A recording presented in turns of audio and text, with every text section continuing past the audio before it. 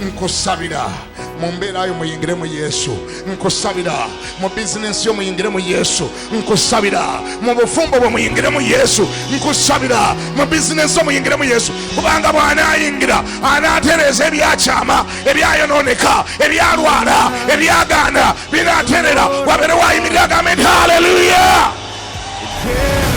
Nkuweerera amagezi musajja gwe uyingira munda mu Katonda, weekweke mu Katonda, beera mu Katonda. Baloga baloge, abasamira basamire, bafuwe emmindi zaabwe nga tewakyali kikwatako mu linnya lya Yesu. Nina amawulire amalungi gy'oli. Eggulu liina kyerikuyita, eggulu liina kyerikumanyiiko, eggulu limanyi wakyova, wawooli ne wakyolaga. Not because of what I've done, but because of who you are. I am a flower quickly fading, here to on tomorrow, a wave tossed in the buvunaanyizibwa bwo okugaaninganga amatuugo n'omutima gwo. Obudde butuuse, nyanjule Mukama gy'awadde omukisa. National Prayer Day nga 3 mu December.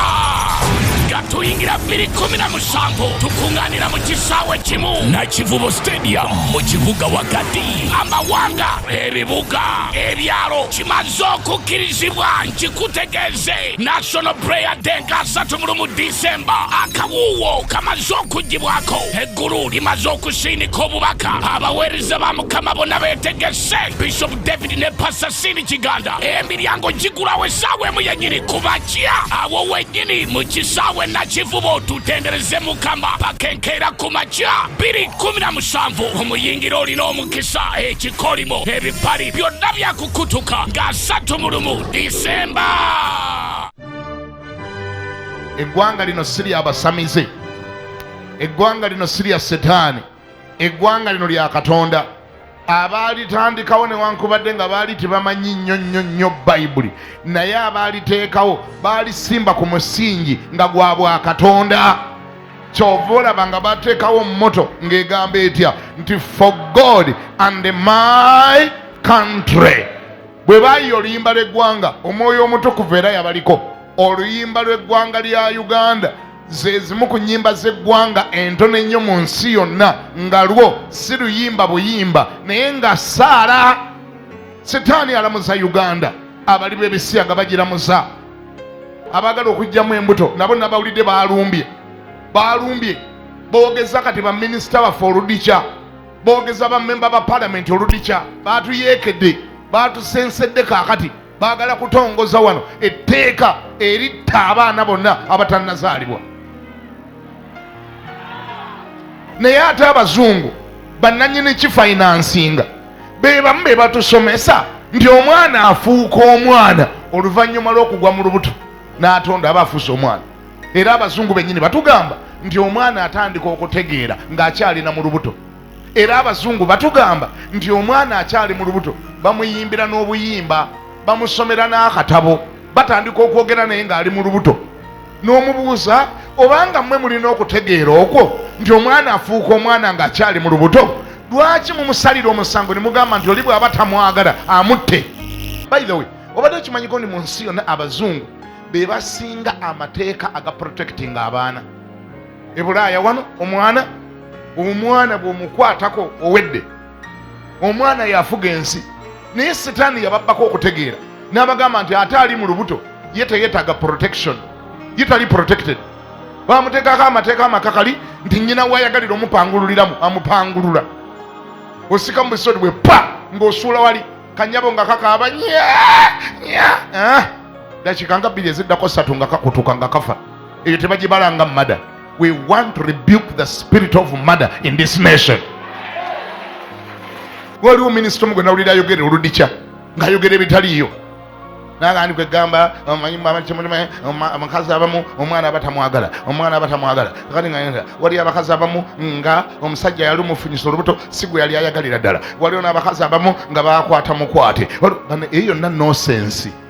Wano mu church, wano wennyini mu church wetuli lwe balimpa olukusa ndibakulaga nsobola okulagayo abantu wano nga is a product of rape. Kitaawe nga yakwata bukwasi nnyina era nga n'omwana akimanyi nti maama bakwata mukwata naye ng'ate abadde wa mugaso nnyo eri eggwanga n'eri obwakabaka bwa Katonda. Buli muntu ali wano lowoozaamu singa maama wo yasalawo n'akugyamu mu lubuto wali baddewo abeere president abeere member wa parliament abeere ani yaliko mu lubuto. Buli ayogera n'oyo abyogera yaliko mu lubuto. Singa bwe wali mu lubuto maama wo kyamwegalika naga naye ndoza nkuggyemu. Lowooza omukazi ayazaala President Museveni singa kyamulinnya ku mutwe n'amutujjiramu. Lowooza omukazi ayatuzaalira Obama, omukazi ayatuzaalira Obama bannange singa kyamulinnya ku mutwe n'asikamu Obama nga wa myezi ena. Bane mutusaasira bawolereza okugyamu embuto mujja kutta bapulezidenti baffe nga temutegedde. Eyo omusazeewo mbyogere ku lunaku lwa independence ngende ku rekodi ne Uganda ewulire nga ndi ku TV. Bannange ekyo ekisiraani temukireeta ku Uganda, temutta bantu. Bamemba ba parliament mugaaneeko, bamemba ba parliament obanga manyi nga ffe twabasindikayo mugaane abortion. It is murder. Abortion is murder. Kutta abaana bato omwoyo gwo gwavaawa. Wakeerodde ayatta abaana emitwalo 2 ku lunaku lumu. We can't allow that spirit and we can't allow that curse. Abazungu baludde nga bakukusa ekintu ekyo, babadde bakukusa ebintu ebyo, bakukusa ebisiyaga babiteekako budget kamaala, ne bakukusa abortion bagiteekako budget kamaala. Kati enkiiko zibadde nga zituula nga tuziwulira. Kati baatandise okwogera, bayaludde baatandise okwogera mu parliament. Embuto ziveemu, mukazi waba talwagala gwe wennyini ayogera singa nnyoko kyamulinnya ku mutwe n'akugyamu. Teeka omukono ogwagulo osabire Uganda mu dakiika emu. Katonda ffe gw'ayinza bana Mukama tuleete eggwanga lyaffe ne Uganda. Mukama tuyimiridde wano nga Uganda erina challenges nnyingi nnyo eziri mu maaso gaayo. Uganda eramuzibwa, setaani agiramuza, ebisiyaga bigiramuza, okugyamu embuto kati nako kutulamuza, endwadde ziramuza, obwavu bulamuza, buli kintu kivudde gye kivudde, obuli bw'enguzi bulamuza Uganda. Naye Mukama ku lunaku luno tuwaayo eggwanga lyaffe, taasa Uganda yaffe, taasa eggwanga lyaffe, twasa abakulembeze baffe, taasa Mukama wange obwongo bwabwe buleme kubeera corrupted. Balwanire eggwanga lino, baagale eggwanga lino, ate buli akola kyakola na buli asalawo kyasalawo ajjukire buli asalawo kyasalawo ajjukire nti waliyo olunaku olw'okuyimira mu maaso ga Mukama, waliyo olunaku olw'omusango, waliyo olunaku lwa buli muntu okwanukulira bye yakola. Ayi Katonda, toganya kitta bantu ekyo, toganya genocide, toganya Mukama kitta bantu, toganya kitta baana nga bwe kyali ku mulembe gwa Kerode. Twayatta abaana emitwalo 2. Mukama tokiganya taata kujja mu ggwanga lyaffe n'abo abatandise okubyogera ziba obumwa bwabwe. Ayi Mukama, ziba emimwa gyabwe so n'emitima gwabwe, ekikolobero ekyo, ekibi ekyo, ekikweno ekyo, ekikolimo ekyo, ekipali ekyo kijje mu mmeeme zaabwe, ekyokugyamu embuto, ekyokutta abaana abatannazaalibwa. Bayamba okutegeera n'okujjukira nti omwana wadde ali mu lubuto naye aba yeenyeenya, wadde ali mu lubuto aba asamba, wadde ali mu lubuto abassa, aba alya, wadde ali mu lubuto awulira. Abasawo bennyini bewawa amagezi, ate abazungu bennyini be bakiprovinga ti n'omwana wadde akyali mu lubuto ayina rights ze, abeera akyawulira. Taasa abaana abali mu mbuto mu ggwanga lya Uganda gye batandise okuteesa ku abortion nga babakubaganyako ebirowoozo. Tubajjemu tetubajjamu, zikiza enkiiko ezo, saasaanya enkiiko ezo zireme kulaba mukisa mu linnya lya Yesu Kristo Mukama waffe n'omulokozi waffe, amiina.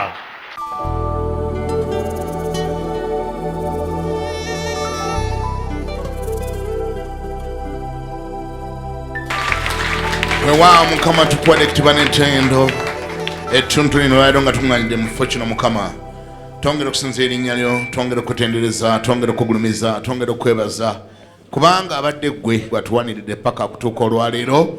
Abadde ggwe atuwadde n'amaanyi agajja wano, abadde ggwe ayatulokola, gwe watulokola Mukama. Abadde ggwe abadde atugabirira obaddewo nnyo Mukama, tetuyinza kowa kwebaza era Mukama tetuyinza kutunulira ebyo byokka ebitannaba bulungi, ebitannayanukulwa, essaala ezitannyanukulwa. Mukama, kubanga nga wadde waliwo ezo naye ate waliwo zoyanukudde nnyingi nnyo, endala nga tuzitegedde nako, endala nga situtegedde. Waliwo byamagero bingi byokoze Mukama, ebimu nga tubitegeddeko, ebirala nga situbitegeddeko Mukama. Twagala okwebaza Mukama olw'engeri gy'otutaasa buli naku, obubenje bw'otuwonyeza, emitawana gy'otuwonyeza, abalabe b'otuwonyeza, emitego gya Setaani gy'otubuusiza. Weebale kyetuva tukubira mu ngalo ez'omwanguka nga tugaa nti weebale Mukama, weebale ssebo, weebale Kabaka atakumye ffeffeka, kumye n'abaana baffe, kumye ne bakyala baffe, kumye n'abaami baffe, kumye n'emirimu gyaffe n'emirimu gy'ababoosi baffe, kumye n'eggwanga lyaffe. Tukubaza olwa Uganda, weebale eggwanga lyaffe Uganda. Weebale Mukama, weebale ssebo mu Kristo Yesu Mukama waffe era omulokozi waffe. Amiina. Gambako nti amiina. Mwenna mbalamusa mu linnya lya Mukama waffe Yesu Kristo. Mukama akunkolera bulungi, akumpeera ekyosinga okwagala mu linnya lya Yesu. Ayanukula okusaba kakukolere nga emmeeme eyo bweyayanira mu linnya lya Yesu. Neiba manyi nga yowamuwadeddako Simayiro. Kama ebazibwe. Neiba musimayingiddeko n'amanyira ddala nti atudde n'omuntu omutuufu so si ali sababu. Kama nfe ebazibwe. Muntu ayinza okuba yakotidde dda naye bw'osimayiringako n'omugamba nako nti Mukama yeebazibwe. Omutima gumuddamu n'amanya nti toli mbega. Era essaawa n'ekintu tekigenda kubalukira mu nsawo yo. Mukama waffe yeebazibwe. Nange mbalamusiza mwenda mu linnya lya Mukama waffe Yesu. Manyi nga Mukama yakoze bulungi gye wabadde mu Independence era nga wagimazeeko wamaddala nga weefugira ddala. Nangirira mazima omwoyo ogwo ogw'okwefuga, amafuta go ag'okwefuga, ekisa ky'okwefuga kituukire ddala mu bulamu bwo mu linnya erya Yesu. Ereme kuba Uganda yokka nga yeeyina independence nga gwe toyina, naawe ofune ku independence mu linnya erya Yesu. Amiina. Ove wansi w'obufuzi bw'omulabe bw'obanga obadde okyaliyo, abadde akyapangisa naawe ozimbe ku nnyumba eyiyo naawe weefugeko mu linnya erya Yesu. Babadde bakyawali futi naawe ovugeko nga gwoga bali futi, ekyo bayita independence mu linnya erya Yesu. Naawe ovugeko emmotoka nga gw'ogitudde mu sitering nga gw'ogivuga nga gw'oyimiriza nga gw'otwala ku balala, ekyo bayita independence. Ngambako nti amiina. Naawe weefugeko nga si gwe gwe bawola nga gw'owola mu linnya erya Yesu. Ekyo bayita independence. Naawe obeere mulamu nga toli ku life support. Tolina boganda oli ku independence ng'oli ku byuma bya oxygen nga otambula n'ekipaketi ky'eddagala mu nsawo buli dakika 3 olina okumirako. Tewali independence awo obeera tolina. Katonda musaba wangi akuweera eddala total independence mu linnya erya Yesu. Gamba nti amiina. Mukama akuwa eki? Total independence. Spiritually, economically, physically, medically, obeere independent mu linnya erya Yesu. Gambako nti amiina. Genda mu kitabo kya Samwiri, tukyayogera ku kyekikubaako ng'otuuse Katonda waakwetaaga. Amazima gali nti bangi kufa ekibadde ekitutawaanya kubeera bweru wa kwagala kwa Katonda. Buli lw'oba ebweru w'okwagala kwa Katonda obanga ali mu area ewatali network coverage. Olyogezeko mu kitundu essimu yo n'esiimuuka yonna neteekako ebigambo ebigamba nti no network coverage. Amasimu gonna obeera ogalina mu ndanga mwegali contact ozirina naye nga tolina g'osobola kukubira era nga tewali asobola kukubira, obeera unreachable.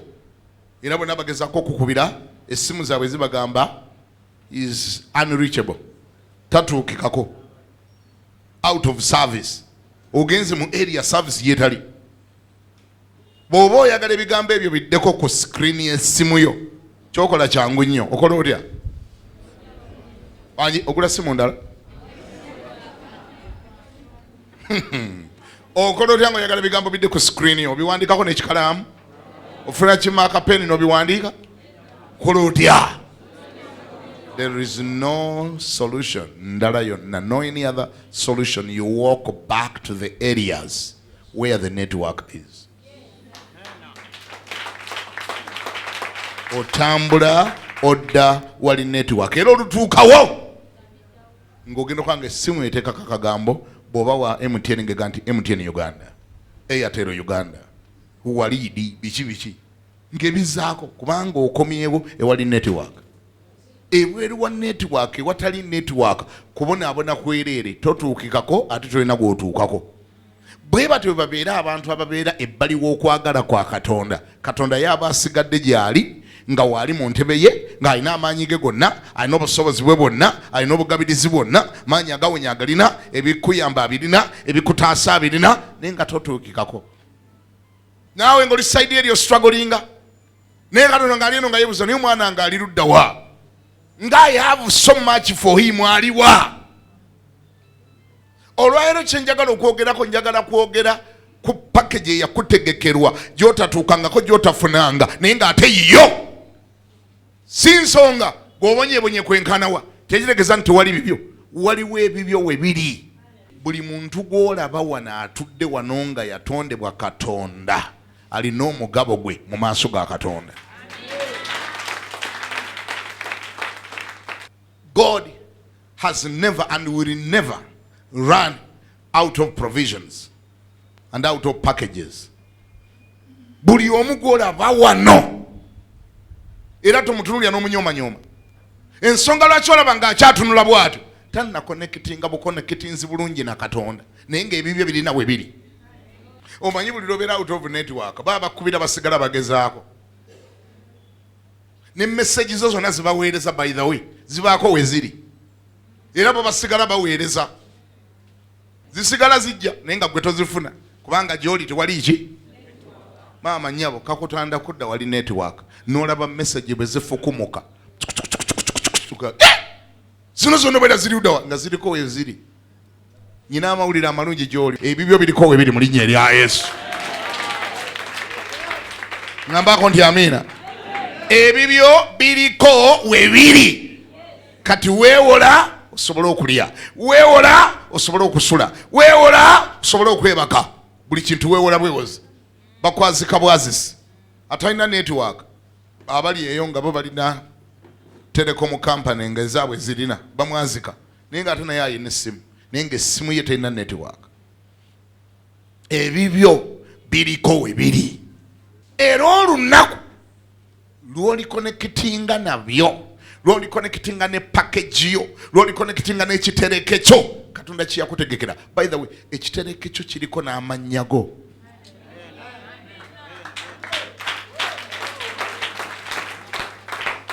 Tewali n'asobola kusaba n'akijjayo nti baakiwadde ye. Kikyo kubanga ate n'oyo ayandagadde kino nayo ate naye ayinayo ekiki ekikyo ekyennaku kyokka kikino nakyo kankyogerere ddala. Bwe tulituuka mu ggulu abamu mulyewuunya nnyo.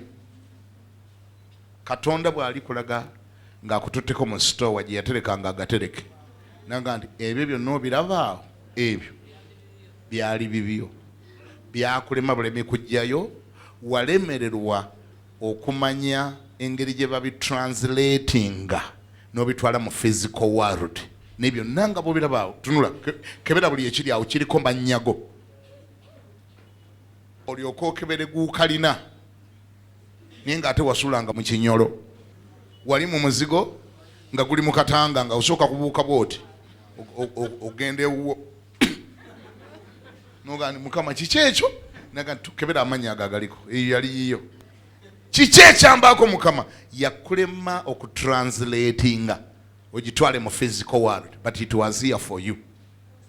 Yategekebwa nga n'okuzaalibwa tonnazaalibwa ng'eriba yiyo. Omulimo gwo kwali kukitranslatinga n'okivunjisa n'okijja mu spiritual realm n'okitwala mu physical realm. Ekyo ky'otaakola. Walemererwa okutegeera ababiwanyisa bakola batya. Abantu bajja batya ebyabwe ne babijja mu spiritual realm ne babitwala mu physical realm. Ky'otaamanya ekyo. Eryo eddwaliro lyali liryo naye ng'eno ku nsi wali mulwadde muzibu ate nga walina n'eddwaliro. Eno ku nsi wasulanga mu nnyumba ya muntu nga walina eyiyo, wasabanga zilifuti naye nga walina immorokayo, walina ky'oteekwa okubeera ky'otaabeera. Saagala kukulaba nkulimbe abantu b'engeri ng'eyo bagenda kubaayo era beebo Yesu bagenda okusangula amaziga. Towulira nga Bayibuli ega nti alisangula buli muntu ezziga, waliyo bagenda okusangula. Bwali balaga kye baali bateekwa okuba kye bataafuuka olyaga ntofaayo kasitozze tofaayo kasita otuuse tofaayo nedala nga mbadde nga ndi kunsinga nsabiriza busabiriza nti anti olina kyotaakola waliwo byotaamanya biki byesaamanya buli kaseera wali bali wa netiwaaka tewagendako mu netiwaaka ewali okwagala kwange ewali byoteekwa okumanya ewali byoteekwa okutegeera byoteekwa okuzuula biri biryoke bitandike okwetranslatinga nga bidownloadinga nga biva eri gye biri okujja eno gy'oli sookolaba omusajja gwe njogerako kozi twavudde eri ng'emmere ewedde mu bintu byabwe tetwakiwulira ekyo yagamba omuddu we tutambule tuddeyo eka kubanga n'emmere ewedde mu bintu byaffe tutambule tudde eka lwa nsonga bbiri taata agenda kulekera okweraliikirira nze manya okweraliikirira endogoyi atandika okweraliikirira ffe omuddu we kyava amugamba oba twaligenze ntulaba omusajja waanaga bwe tunaatuukayo tunaamuwaaki kubanga n'emmere yennyini ewedde mu nsawo zaffe omuntu watuukibwa okuggwebwako emmere n'essente ziba zamuweddeko naye sooka owulire ekimubaako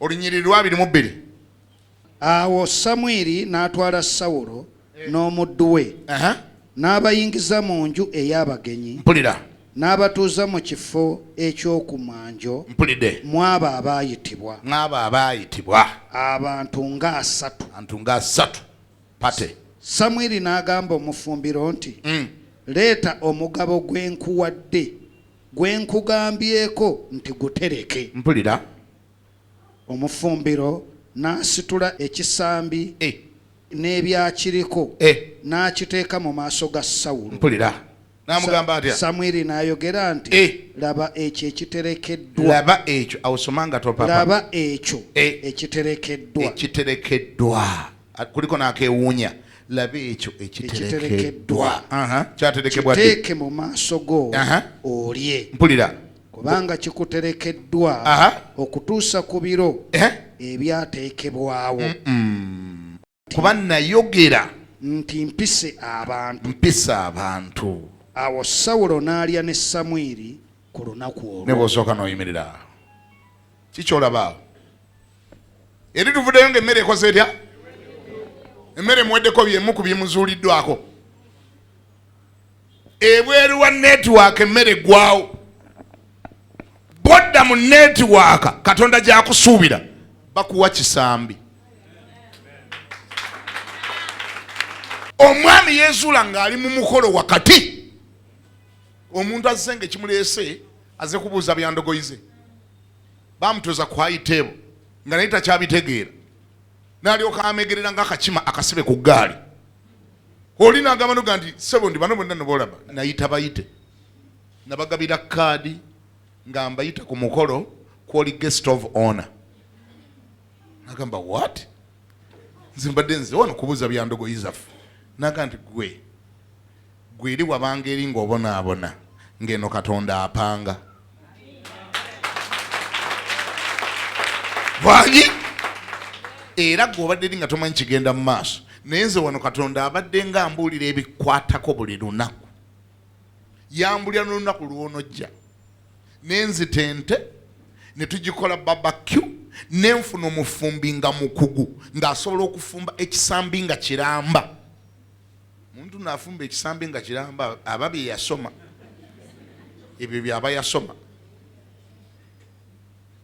bano abalala bo twabasalidde bifiififi bye bagenda okulya bano abazze okuliirako kino ekikyo kibadde mu oveni kati gwe obwongo bulowooza ku sipiidi tandika okulowooza ku mulembe ogutaliko firiigi ekintu bakitereka batya bakiterekawa nabbi agamba bakitereka bamanya olunaku lwalijja olimaga kisizoninge kiwalage buli kirungo kyonna kiteekemu masala nannyini kyakola atya ajja nyina amawulire amalungi gy'oli gwatudde wano oli wano ng'obonaabona naye ekisambi kyo kiriko we kiri mu linnya erya Yesu oli wano ng'okaaba naye ekisambi kyo kiriko we kiri kiriko n'ebigambo ebizibu oli amugamba kikuterekeddwa. Now Samuel took Saul and his servant and brought them into the hall and had them sit in the place of honor. Place of honor, eyo high table. Ekyewunyisa kye kino nga waliyo n'abaavudde ewaabwe ng'ekyabaleese baali bagiridde mukolo guno, nannyinigo gwatamanyiiko. Abantu baava mu maka ge nga bayambadde bakoze make-up, basanidde enviiri, beesize ebizigo nga bajja ku mukolo ogwa nannyinigwo nga ye talina kyamanyi. Katonda, omusajja omu yamuyita Dokita Apanga. Oba omanyi oba tomanyi, oba okimanyiiko oba tokimanyiiko, Katonda asobola okupangira. Kyenvudde ga nti ekikyo era kijja kusigala nga kikyo, era tewali alitwala kikyo, era kiribeera ky'emirembe n'emirembe. Gamba nti amiina. So kulya bamugambe, he made them to sit in a place of honor among those who were invited. There were about 30 persons. Can you imagine? Abona bali bafuna kadi. Oba zasomanga zitya? Oba kadi zasoma zitya ezo? Mujje ku mukolo ku lunaku lw'engenda okutongoza n'okufukako amafuta omuntu agenda okuba kabaka, amanye ge nga ye Sawulo. Nannyini mukolo nga tamanyi. Nannyini mukolo essaala ze zonna zinga naye ayi Mukama Katonda n'otuyamba n'otulaga endogoyi zino Mukama onooba otujjukidde. Bwe bamugamba liwono nabbi asobola zikulagirira essaala ye n'ekyukakyukamu katono. Ayi Mukama, singa omusajja eyo tumusangayo n'atuyamba n'atulaga endogoyi we zaabulira ne Mukama tubonyebonye. Asabira ki? Eri bali mu kutegeka kisambi, bali mu kutegeka pate, bali mu kutimba ekifo bakiweweeta, abafumbi beetala. Mpolo 2:3 tulabe. And Samuel said to the cook, omulabye si house girl, yawula funa njawulo wakati wa cook ne maid. Ono cook, special cook. Cook, bring the portion which I gave you, of which I said to you, set it apart. Dwakubanga gye basomera oluzungu wavaayo mangu, naye singa walwayo ko katonotono nga nze walitegedde kye bayita set it apart. Something set apart, kiteeke ku bbali. Bino ebirala byonna bwe muba mubirya eno temugimanyiira. Mulye ebiwoowolo byammwe, mulye ebirenge byammwe, mulye kaabuuyi, kino temukimanyiira, kya muntu mukulu. Oh! Let me tell you something. Your miracle is set apart. Ebyo tebigenda kubeera bya butanwa. Gwe togenda kuwona buwonyi mb'owonedde ku luti. Kyogenda okubeera kiri set apart. It is known. Oba gwe okimanyiiko oba tokimanyiiko, eggulu lyakyawula. Kikyo, tewali alikitwala mu linnya lya Yesu. Kikyo. Wali okitegeddeko nti Katonda asobola okutegekerayo ekyamagero nga gwe nannyini kyo tokimanyi nako. Kati waliwo abuzanaga ne musumba nga mpulira nga gwayogera Oluchina, mpulira nga gwayogera Oluyonaani. Kati ekyo kyesimanyiko kigenda kumbeerako kitya?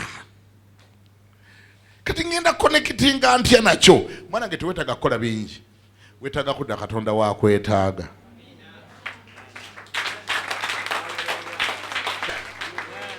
Bw'oba toyina network, message zonna z'otannafuna, teweetaaga kubuuka mu bbanga ogende ku satellite ozinoneyo. Weetaaga kudda wali network, kyekyokka kyokola n'olyokola bwe ziyiika ku ssimu yo. Mpolo 2:4 tuwulire. Set it apart. So the cook took up the thigh with its upper part. Kabutobuto kwekali. Kuliko na kabutobuto. And set it before Saul. And Samuel said, here it is. What was kept back, it was set apart for you. For until this time, it has been kept for you. Since I said I have invited the people.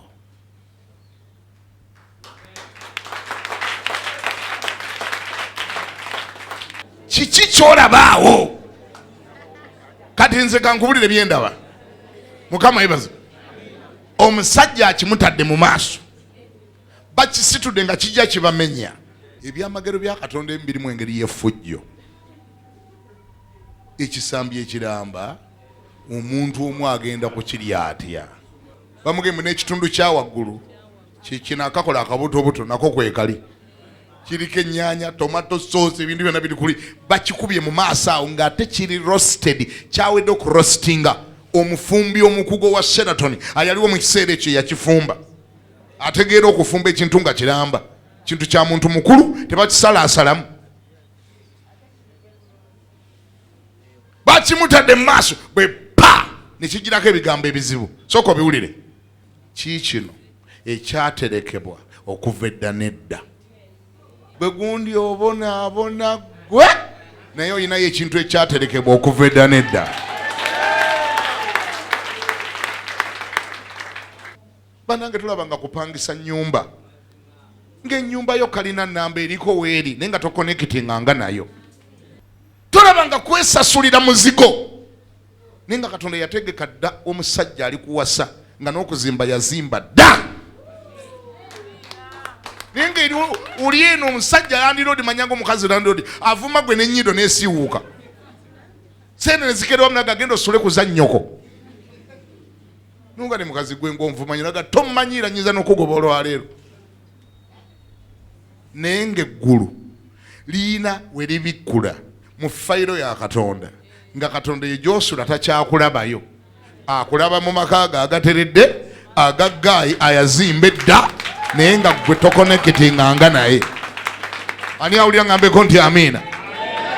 Ng'ekikyaleese kyokka obuzibu tokonekitinganga na kyamagero kyo. Wakati wa breakthrough yo naawe nga waliwo kikateni ekyagisiikiriza okola birala nga Katonda akusuubira mu birala.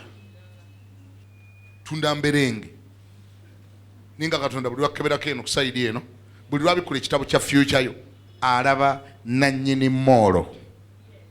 Naga nannyini moolo atunda mberenge nti nkugambye bintu bikyali bizibu bino.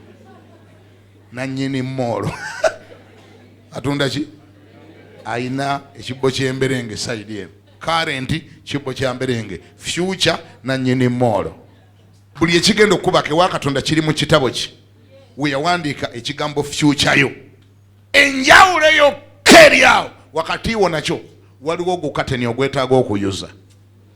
Gandi nguyuza mu linnya lya Yesu. Tulabanga ekintu kizibu nnyo ekyo okuba ndi otambuza bigere ng'emmotoka ye erina weeri. Boda boda ne zikwokya ebisambi nakati onyiga nkovu ne zikkuba ebigo naye ng'emmotoka erina weeri. Ogukateni gwo guyulike mu linnya erya Yesu okonekitinge n'ebibyo. Musajja twayasama yeewuunya bw'alaga sewo ekintu mbadde mukitwalira muntu mulala nze naze ku byandogoyi nze w'endogoyi sebo nze sebo nze waki sebo nze w'endogoyi nze badde nkubuza ebyaki by'endogoyi nze sinze w'ekisambi nze w'endogoyi. Kola he was overwhelmed. Embaga kwe bataakuyita ninga abantu buli gwolabawo alabika muyite. Bantu bazze bambadde bulungi, bantu babayita, bantu omukolo bagwetegekera. Ekifo kitimbe, decoration waali, abazinyi weebali. Kwegate gwe ennyambala yo yangeri ya ndogoyi. Ennyambala yonna ya munoonyi waki. Omaze ennaku 3 tonaaba. Owunya olusu olw'ettale gy'obadde onoonyeza endogoyi. Omusajja agamba genda otuule wali. Kwegane bo bulinnya waggulu wali okutuulawo mugasebo. Wasebo wali. Sebo fefe b'endogoyi. Twazze noono. Ffe tuli noono. Twagiridde endogoyi ffe. Genda wali sebo wali sebule lusibitegedde kugamba omanyi ole ekyamagero ekikubako nolowooza nti oba onootera okufa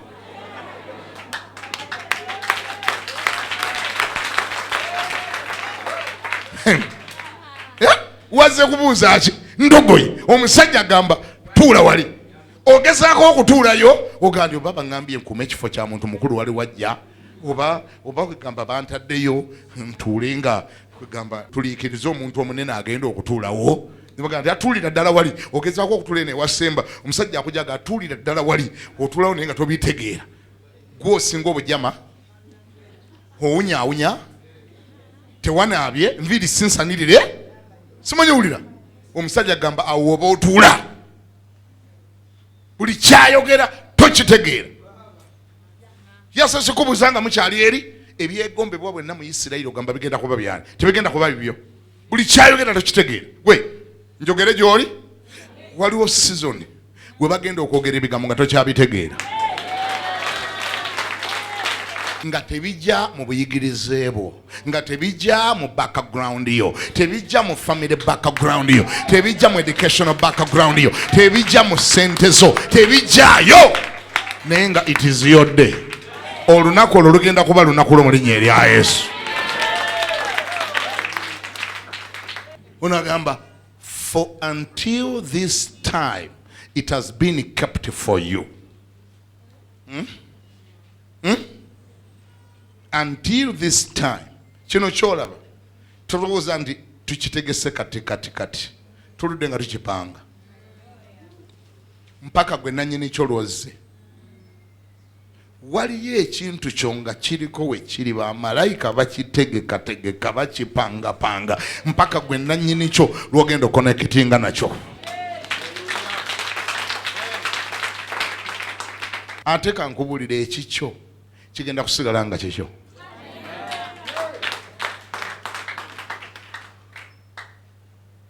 olaba n'ebitundu ebimu gy'otuuka nolowooza nti awona baagulaagulawo dda baazimbawo dda wonna wajjulajjula dda era naawe otuuka lino nga ne mukama kale nasabirako okusula emuyenga naye kirabika tebikyasobokedde ddala kuba buli poloti eriyo baagigula dda buli eriyo eriko nannyiniyo kirabikira mukama ffe otusindise kazo Katonda baba nga yakisalawo nti olisulayo wangi ojja kusulayo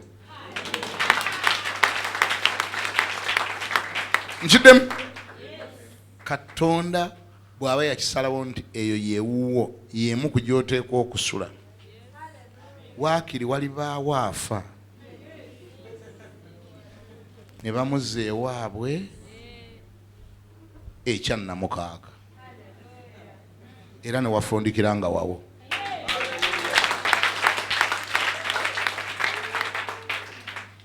ekikyo kirisigala kikyo ennaku zonna ne bwe wabanga waliwo abaakyesooka Katonda alikibafubutulamu mu linnya lya Yesu ekikyo kirisigala kikyo ayina Katonda abanga ayina ssente ekyo badde okimanyi omuntu ayina Katonda ayina ssente talina walemererwa kufuna nze bulijjo ngamba abantu kiweetaaga kiri eki Katonda kuwa ssente nadde njogera nemuwalange nagane bannange ensi abantu nga bazimbye ebintu banekatifu balituuka okuzimba tulizimbawa nemugaa nti mu nsi muno tewali kye batatunda ne bo bayagala state house bagikuguza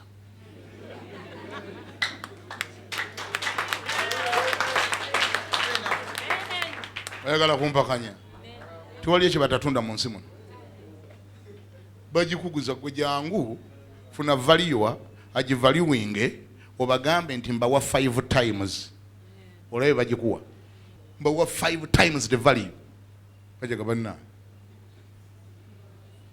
katwesibako yaki kuno sente zaatuwa zizimba endala mmeka 5 bagamba twala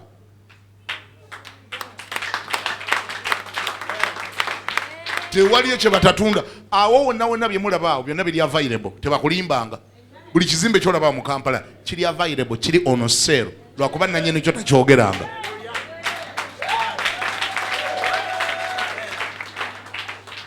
gevaayo omugambe ndi njagala kugulawo. Ajja kusooka kuseka, ajja kusooka gamba ani agamye entunda. Mugambe ssebo najja kunguza, ojja kunguza. Kiki lwaki ogamba nguza? Yogera value yo ngenda kuwa 5 times. Tajja kwebaka, tajja kuddayo kwebaka. Kyoyogedde kigenda tutandika omulya mu magumba nga kansa. Era nze nabagamba dda kyoyagala okugula togaananga kukyogera, togaananga kugamba nannyini kyo. Mugambe ne bw'aba takirowoozangako mugambe. Gw'oli mugambe ndi ewantu abo banga otuusiza okutundawo mbuulirangako. Ne bw'aba landiroodiwo omugambanga. Omugamba gwe landiroodi mugandi wantu abo banga otuusiza okutundawo ombuulirangako. Ajja kusooka yicyange gambiddewa oyaga kumanyira ani nge sigambye nti nguze olwaleero ngambye bw'oliba otuusiza.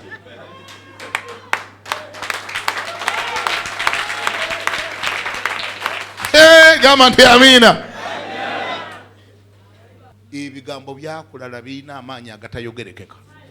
Omuntu ky'omugambye olwaleero nga yalowooza ndowooza kiribawo myaka nga 2 agajja wangi addayo eka nakirowooza kuno kimulyanga kansa. N'atandika okulya bwe kitambula mu mubiri gwe ne kitambula naye nga wakimugambye yabadde takikkiriza. Yalabye nga kimuli wala. Mwe baboyi abali wano, abalenzi abali wano, omukazi gw'oyagala kasita owuliranga oyo mwagala omugambanga nomugandi bw'obanga otuusiza okufumbirwa ombuulirangako. Hallelujah! Abuke yeekone ku bbaati ogezwanga ndi saizi yo naye mumanyirani lwaki omwamge sigambye nti nkuwasa lwaleero nze ngambye obanga otuusiza. Genda omanyire saizi omugezi njeka toyomba nze sinagandi nkuwasa lwaleero ngambye obanga otuusiza ontemyangako. Maama nnyabo addayo neyeebaka bukyabugazi abadde takulabawo n'atandika okukulabawo mpolampola.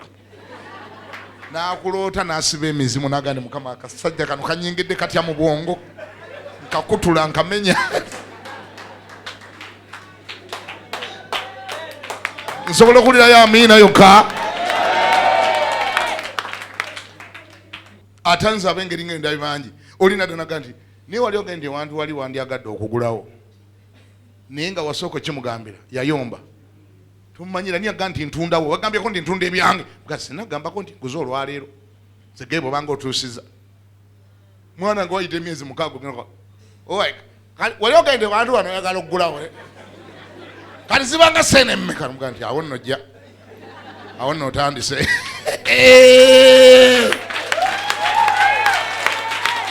Hallelujah! Omanye ebigambo birimu amaanyi era kyobola byotayagala nga kuwulira okugalangawo amatugo n'otabiwulira. Words have got power and word creates. Byotayagala nga bikubeeko tobyogeranga, byotayagala nga bikubeeko tosangawo matugo kubiwuliriza. Oliba bayogera byotayagala kuwulira dduka wo. Bigambo birimu amaanyi agatayogereka bitonda. Bamala ekyogera kiyingira munda. Mariya ekyamukola olubuto kyali kigambo. Ogamba yalaba ku musajja ayina mumuliri bwe yagenda okulira nga munda mulimu akaana akenyola n'agamba bannange bino malayika ayogedde bwogezi kigambo naye kinzimbiza n'olubuto ozanyisa ekigambo. It was set apart for you. For until this time it has been kept for you. Since I said I invited the people. Bano nabo bolaba tebaali bayise. Bano tebaali bayise babayita. Bano bayita bayite. Bagenyi bakulu baba wa kadi bajje ku mukolo. Guest of honor gwatamanyi. Teka mukono waggulu. Gamba nti ayi Mukama. Ntegedde. Nti waliwo ebintu byotereka. Ngo biterekedde bannannyini byo.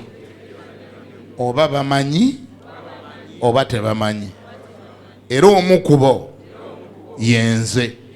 Amaanyi ganzizeemu kubanga ntegedde ng'ebyange tewali yali abitutte. Biri mu maaso go, biri ku mmeeza yo, bikyali byange mpaka n'olwaleero. Ayi Mukama, yuza ekikateni ekyo ekibadde kinnemesa okubiraba, okubituukamu, okonekitinga nabyo. Nyingire mu sizoni yange, ebyaterekebwa bijjibweyo, biteekebwe ku mmeeza, ntandika bitwala mu linnya erya Yesu. Amiina.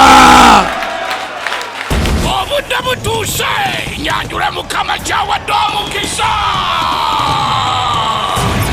National Prayer Day nga 3 mu December. Tuyingira 2017 tukunganira mu kisaawe kimu na Kivubo Stadium mu kibuga wakati. Amawanga, ebibuga, ebyalo kimaze okukkirizibwa. Nkikutegeeze National Prayer Day nga 3 mu December. Akawuuwo kamaze okuggibwako, eggulu limaze okusiinika obubaka. Abaweereza ba Mukama bonna beetegese. Bishop David ne Pastor Sini Kiganda, emiryango gigulawo essaawa emu yennyini kumakya. Awo wennyini mu kisaawe na Kivubo tutendereze Mukama pakenkeera ku makya 2017. Omuyingiro olina omukisa, ekikolimo, ebipali byonna byakukutuka nga 3 mu December. Nkusabira mu mbeera yo muyingire mu Yesu. Nkusabira mu bizinesi yo muyingire mu Yesu. Nkusabira mu bufumbo bwe muyingire mu Yesu. Nkusabira mu bizinesi yo muyingire mu Yesu, kubanga bw'anaayingira anaatereeza ebyakyama, ebyayonooneka, ebyalwala, ebyagaana binaaterera. Wabeere waayimirira agambe haleluya.